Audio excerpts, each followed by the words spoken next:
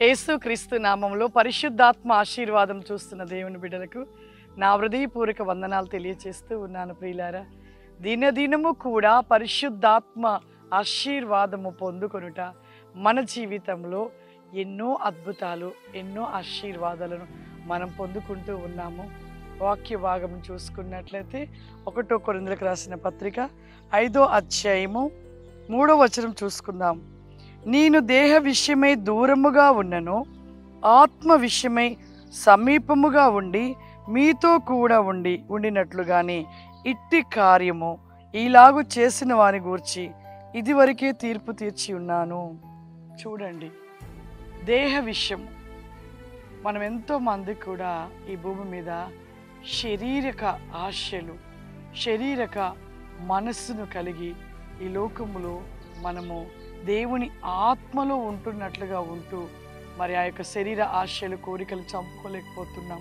అందుకే ఇక్కడ పౌలు గారు కొరింథీయులకు రాసిన పత్రికలు, మరి కొరింథీయులకు సంఘానికి రాసిన మాటలు, నేను దేహ విషయమై, అంటే దేహము, ఈ శరీరము నుండే పాపం అనేది కలిగించబడుతూ ఉన్నది.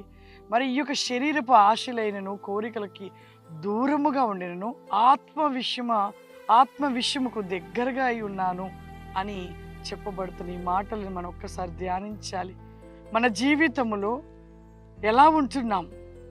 శరీర కోరికలు, శరీర ఆశలను బట్టి దేవునికి దూరం అయిపోతూ ఉన్నాం.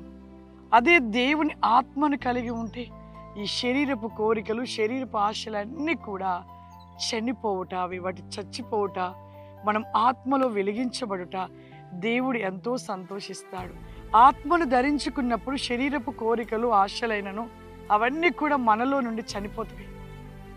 అందుకే ఒక వాక్యం రాయబడినట్లుగా, గోధుమ గింజ పెట్టినప్పుడు ఆ గింజ చచ్చిపోయినప్పుడు క్రొత్తగా ఒక మొక్కగా మరి మొలకెత్తుతూ ఉంటుంది. మనము కూడా శరీరపరమైన జీవితమును విడిచిపెట్టాలి. ఆత్మ విషయంలో ఆత్మను కలిగి, ఆత్మవేకమైన జీవితాన్ని కలిగి మనము నిలిచి ఉన్నట్లయితే ప్రతి విషయంలో విజయం పొందుకుంటాం. ఇక్కడే కాదు, పరలోకాన్ని కూడా మనం సొంతం చేసుకోగలుగుతాం. ఎప్పుడు అంటే ఆత్మను కలిగి, ఆత్మ విషయంలో మనం ముందుకు సాగినట్లయితే మనము అన్ని విషయాలలో విజయాన్ని పొందుకుంటాము. ఆశీర్వాదాల చేత మనము దినదినము కూడా వర్ధిల్లుచు ప్రతి విషయంలో సంతోషాన్ని, ఆనందంతో మనం నిలిచి ఉంటాం.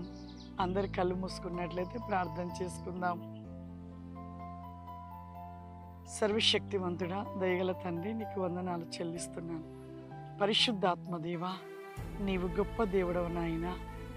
ఈ శరీరపు కోరికలు, శరీరపు ఆశల వేకమైన, ఆత్మ వేకమైన ప్రతినేకముగా నిలిచి ఉండుట అతి కృపాసి కాంది మై గ్రోడి శిలావురి కమాంద ఏసయానికి వందనాలు చెల్లిస్తున్నాను ప్రభా.